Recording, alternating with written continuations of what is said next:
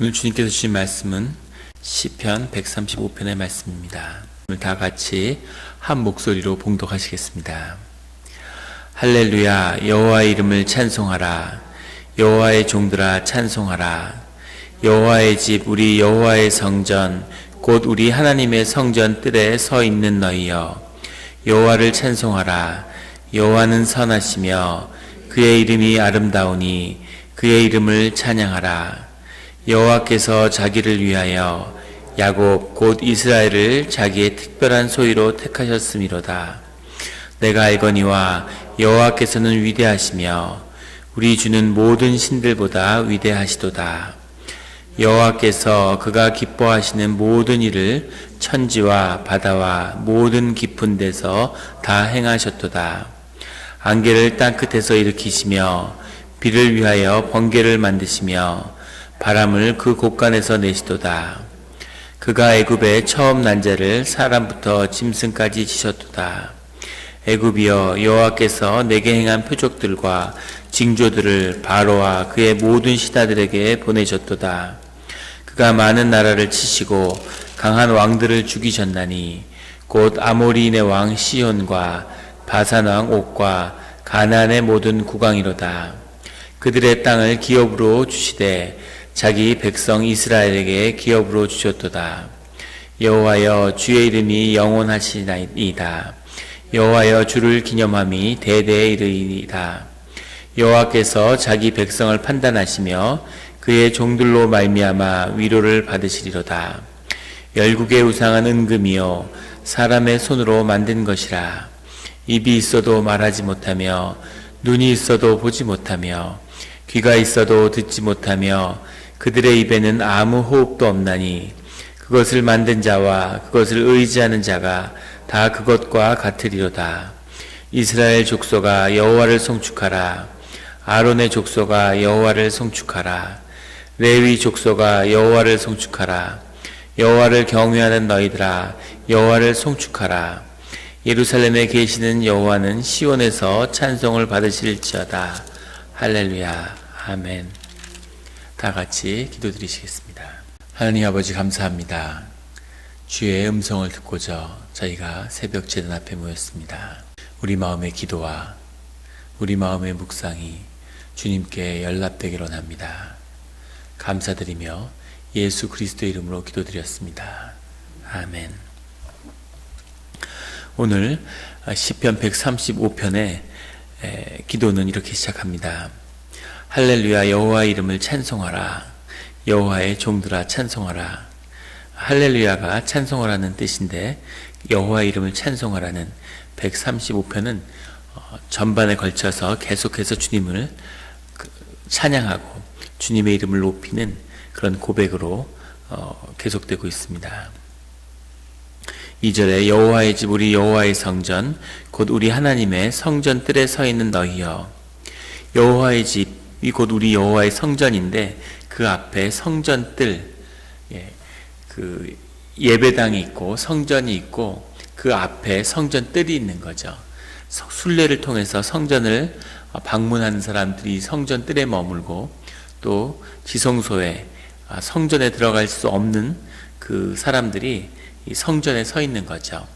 성전 뜰에 서 있는데 그 성전 뜰에 서 있는 너희여 라고 하는 것은 주님을 찬양하는 일, 주님을 찬송하는 일이 레위인이나 제사장들 뿐 아니라 성전 뜰에 서 있는 모든 사람들이 다 주님께 나오고 주님을 찬양하기를 원하는 그 시편 기자의 마음을 담고 있는 겁니다.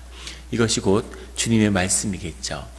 성전 뜰에 서 있는 너희여, 예배에 참여하기를 바라는 예수 그리스도의 은혜로 인해서 휘장이 갈라지고 성전이 회파되고 모든 자들이 주님께 예배드리며 주님을 만나는 그 자리에 나왔죠. 주님이 모든 사람들을, 주의 자녀들을 그 품 안에 갖지 않으시기를 원하는 그 주님을 만나는 것입니다. 늘 그런 주님과 함께하는, 주님께 기도하며 주님을 찬양하며 주님의 이름을 높이는 자리에 나아가는 그런 성도님들이 되시기를 예수 그리스도의 이름으로 축원합니다. 4절에는 여호와께서 자기를 위하여 야곱 곧 이스라엘을 자기의 특별한 소유로 택하셨음이로다. 야곱은 이스라엘의 다른 이름이기도 하죠. 한 개인이지만 동시에 하나님이 이스라엘을 구속한 12지파의 시작을 야곱에서 찾고 있습니다. 야곱이 베델에서 주님께 예배를 드림으로 해서 주님의 언약이 다시 확증되었고, 가장 삶의 낮은 자리에, 그리고 야곱의 인생은 정말 어떻게 보면 사람으로서는 참 많은 약점을 가진 사람이었죠. 하지만 주님이 택하셨다고 하는 겁니다. 우리가 주님께 택하심을 받았다고 하는, 여기 나오는 특별한 소유로 택하셨다라고 하는 이 말씀 가운데는 주님의 전적인 은혜로, 주님의 주권으로 우리가 주님께 택하심을 받았다는 거죠. 왜 그런지 그 이유를 알 수가 없죠. 주님을 섬길 수 있는 자격이 되지 못하는데, 제가 제 자신을 돌아봐도 늘 어떻게, 왜 나를 불러주신 걸까? 이렇게 자격이 없는데 늘 감사함과 은혜와 기쁨이 있는 거죠. 주님의 특별한 소유로 우리를 택하셨습니다. 그 은혜를 기억하며 늘 감사의 자리로 더 나아가는 그런 우리 모두가 되기를 예수 그리스도의 이름으로 축원합니다. 이 주님을 찬양하는 이 시편의 기자는 그리 주님이 모든 세상의 우주와 만물의 모든 일들을 주관하는 분이었음을 고백하고, 또 그분이 애굽에서 이스라엘 민족을 구원해낸 그 여호와라는 것을 고백하고 있습니다. 12절에 가면 그들의 땅을 기업으로 주시되 자기 백성이 이스라엘에게 기업으로 주셨도다. 자기 백성 이스라엘에게 세상의 땅을 이방인들, 주님이 모르는 자들을 통해서 기경시키고, 그 기경시킨 땅을 이스라엘에게, 주님의 자녀에게 기업으로, 소유로 주셨다는 거죠. 유대인들이 늘 이 마음으로 항상 어느 땅에 가든지 그 땅을 주님이 주신 땅으로 받아들이고, 그리고 그 땅에 세우신, 그 땅에 쌓은 주님의 재물을 되찾아오겠다고 그렇게 기도드리는 거죠. 이것이 주님이 행하시는 섭리고 주님의 일입니다. 미국의 세상에서 많은 재물을 쌓으셨죠. 우리 이민자들을 위해서 주님이 준비하신 선물입니다. 그것을 취하는, 그것을 나아가서 기도로 취하는 그런 성도님들이 되시기를 주님의 이름으로 축원합니다. 건물을 짓고 땅의 규제를 풀고 수도관을 놓고, 이게 얼마나 번잡하고 힘든 일입니까? 그 일들을 다른 사람을 보내서 미리 다 준비시키신 거죠. 그걸 찾아오기만 하면 되는 거죠. 제가 우리 옆에 사무실에서 보면 우리 옆에 있는 호텔이 보이는데 늘 그 호텔을 보면서 기도하죠. 저 호텔을, 저 땅에다가 건물을 짓는다는 게 얼마나 쉽지 않은 일입니까? 애써서 하나님이 이방인을 세워서 그걸 다 지으신 거죠. 그래서 교회에서 그것을 찾아와서 교회 선교관으로 쓰면 되는 거죠. 그것이 하나님의 섭리입니다. 늘 기도해 주시고 같이 우리가 그런 하나님의 역사가 우리 교회 가운데, 이 땅 가운데 일어나는 줄 믿습니다. 그런 주님의 축복이 우리와 함께 하시는 그 주님을 13절에 보면 여호와의 주의 이름이 영원하시니이다. 여호와의 주를 기념함이 대대에 이르리이다. 우리만 주님을 찬양하는 것이 아니라 주님의 이름을 높이며 찬양하는 것이 영원히 우리의 자손과 다음 자손과 자손을 이어가며 계속 될 거라고 하는 고백입니다. 우리 예수 그리스도의 보혈의 은혜를 2000년 동안 찬양해 왔죠. 끊어질 수도 있고 사라질 수도 있었습니다. 지구상의 기독교인이 100명도 남지 않은 시절이 있었어요. 엄청난 박해와 많은 고난이 있었지만 그때마다 생명의 권세가 무엇인지, 주님의 역사가 무엇인지를 역사가 다시 증명하고 있죠. 대대 영원히 주님의 이름은 높임을 받을 것입니다. 주님의 이름이 높임을 받는 자리에서 우리 성도님들이 같은 높임을 받는, 세상을 향하여 생명의 권세를 드러내는 그런 축복의 삶으로 나아가시기를 예수 그리스도의 이름으로 축원합니다. 믿음으로 기도하고 구하십시오. 주님이 우리의 소원을 들어주실 것입니다. 14절에 여호와께서 자기 백성을 판단하시며 그의 종들로 말미암아 위로를 받으시리로다. 주님이 왜 사람을 지었을까? 그게 항상 의문이죠. 왜 사람을 지었을까? 처음에 우리의 이런 모습으로 지으시려고 했던 건 아니겠죠. 에덴 동산을 만들고 에덴 동산에는 주님이 거기서 산책을 하시는 거예요. 그래서 거기서 아담과 하와와 같이 이야기하고 같이 사시는 거죠. 처음에 천국을 만드시는 뜻은 지금의 모습이나 우리의 죄된 육신이나 이 삶의 이런 어지러운 고난이나 이런 모습은 아니었을 것입니다. 그럼에도 주님이 세상을 패하지 않고 계속 이어가는 주님의 참 뜻이 있으시겠죠. 성서 가운데 다윗을 보면 하나님이 다윗을 통해서 위로를 받으셨구나 이런 생각이 들 때가 있는데, 제 삶 가운데서도 예전에 아는 전도사님이 있었는데 정말 하나님이 아주 열심인 그런 분이었어요. 아주 불같은 그런 사역자였는데, 그래서 늘 하나님을 구하는, 하나님의 이름이 있는 곳에 가서 열심히 사역을 하는 거죠. 그래서 그때 같이 이렇게 만나서 부흥의 불길이 이어진 거죠. 한 6주 동안 매일 철야로 기도를 했습니다. 그래서 제가 아주사 리바이벌이나 이런 부흥 운동의 실체를 보게 된 거죠. 그럴 수 있겠구나. 아주사 리바이벌 1년 반 정도가 그 기름 부음이 갔다고 그러는데, 그런 일이 충분히 있을 수 있겠다 이런 거를 경험한 건 6주 동안 계속해서 매일 밤 철야로 기도를 하는 겁니다. 근데 하루는 기도를 드리는데 새벽에 같이 기도를 하다가 그 전사님이 사라진 거예요. 3명이 모여서 매일 기도를 했는데 기도하다 어디 갔나 그러고 보는데 이제 새벽이 돼서 자기 집으로 가는 거죠. 가는 뒷모습을 멀리서 보는데 그때 이유는 알 수 없지만 마음속에 때로는 주님이 사람을 통해서 위로를 받으실 수 있겠구나 하는 생각이 들었습니다. 그래서 하나님이 그래서 사람을 지었나 보다 그런 생각이 들었어요. 우리가 늘 주님께 무언가를 구하고 도움을 구하고 물질을 구하고 영혼의 위안을 구하고 계속 주님의 은혜와 자비를 구하죠. 근데 어쩌면 또는 마음속에는 언젠가는 우리도 주님의 큰 위로가 되는, 주님께 위로를 드리는 그런 존재가 될 수 있었으면 좋겠다, 그런 마음이 들었습니다.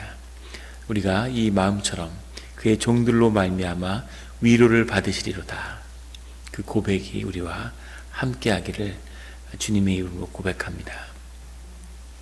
여기 여호와께서 여호와여 여호와라는 이름이 계속 반복되고 있습니다. 여호와를 찬양하라, 여호와께서 여호와의 이름을, 여호와의 종들아. 이것은 아주 유대인들의 그런 찬송의 기도의 형식인데 여호와를 6번 반복하는 거죠. 정확히는 예배 가운데 예배 인도자가 여호와를 3번 부르면 거기에 여호와의 이름으로 3번 화답하는 겁니다.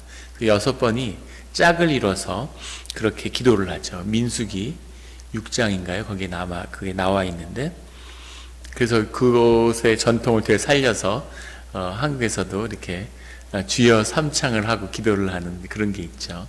그래서 주여 주여 주여 이렇게 3번을 부르짖고 그렇게 기도를 드리기도 합니다. 여호와 이름을 계속 반복해서 부르는 것, 그것이 하나님께 들어가는 그런 형식을 이루고 있는 거죠. 우리가 여호와 이름을 부르면서 여호와 안에 들어가고, 주님은 그렇게 부르짖는 우리를 통해서 또 위로를 받으시는 그런 아름다운 주님과의 교제가 늘 대대 끊이지 않는 우리의 공동체와 믿음의 자리가 되기를 예수 그리스도의 이름으로 축원합니다. 21절에 예루살렘에 계시는 여호와는 시온에서 찬송을 받으실지어다. 이것은 구체적인 지명이나 지역이 아니라 주님의 자리, 주님이 함께 하시는 자리죠. 주님은 어디나 계시고 모든 삶을 가운데 하지만 우리가 주님을 부르는 자리, 우리가 여호와 하나님을 만나는 그 자리가 예루살렘이고 시온이라고 하는 것을 우리에게 기억하게 해주고 있습니다. 늘 예루살렘에서, 늘 시온에서 주님을 경험하는 그런 주의 자녀가 되시기를 예수 그리스도의 이름으로 축원합니다. 기도드리시겠습니다. 하나님 아버지 감사합니다. 귀한 말씀을 주시니 감사하고 찬송의 자리로 인도해 주시니 감사합니다. 우리가 주님을 찬양하며 주의 이름을 높이는 이 일이 대대에 끊어지지 않는, 또 우리의 삶의 끝까지 우리가 주님에게 앞으로 나아가는, 주님이 이 짧은 삶을 마감하고 우리를 데려가는 그 순간까지 주님에 대한 찬송이 끊어지지 않게 하여 주시옵소서. 아름다운 삶이 되게 하시고 아름다운 끝이 되게 하셔서 삶의 모든 것이 주의 이름으로 빛이 나는 그런 순간순간이 되게 하여 주시옵소서. 또 우리의 삶의 어느 자리에선가는 주님께 위로가 되는, 우리가 늘 위로를 받았지만 우리가 언젠가는 또는 어느 순간간에는 주님께 위로가 되는 그런 존재가 되기를 원합니다. 그 마음으로 주님께 나아가며 그 마음이 주님께 연락되기를 원합니다. 감사드리며 예수 그리스도의 이름으로 기도드렸습니다. 아멘. 한 가지 중보 기도의 제목이 있습니다. 지금 그 노스캘리포니아에 그 산불이서 시작됐는데 그 불이 아마 저희 생각을 항상 초월하는 것 같아요. 산타로사 같은 데는 뭐 수천 채의 가옥이 불타고, 저도 산타로사에 아는 성도님이 계셔서 어저께 전화를 드려보니까 다행히 그분은 뭐 가게도 집도 타진 않았는데, 불타진 않았는데 위험해서 동네가 다 소개가 된 거죠. 그래서 다른 친구 집에 머물고 있고, 산타로사 한인 장로교회 그런 데는 교인들 집이 불타서 교인들이 교회에 모여서 공동생활을 하고 있다고 합니다. 근데 그 위험과 아직도 불길이 잡히지 않고 있고, 산타로사는 저희가 살던 데서 한 1시간 올라가면 있는데, 예전에 굉장히 큰 도시인데 어떻게 그렇게 큰 도시가 그렇게 그 쑥대밭이 될 수 있을까? 근데 그것이 우리의 사는 자리가 되지 않으라는 법도 없죠. 기도로 이 동네를 지켜야 하고, 또 미국의 어느 동네도 그런 불길이 한번 번지면 그러면 감당할 수가 없을 것 같습니다. 저희가 살던 동네에 우리 산안젤모 같은데 불이 번졌으면 피해가 더 크지 않았을까 이런 생각도 드는데, 그래서 우리를 보호하신 주님의 은혜도 감사하지만 그 화마와 고통 가운데 있는 분들을 보호하고 지켜주고 또 좌절하지 않도록 그 마음 가운데 마음을 붙잡아 달라는, 또 집과 일터를 잃고 교회에서 공동생활을 한다는 게 참 엄청난 재난이죠. 그래서 그런 것을 위해서 우리가 기억하고 같이 기도해 주시면 감사하겠습니다. 더 큰 피해가 나지 않도록, 불길이 잡힐 수 있도록 기도 부탁드리겠습니다.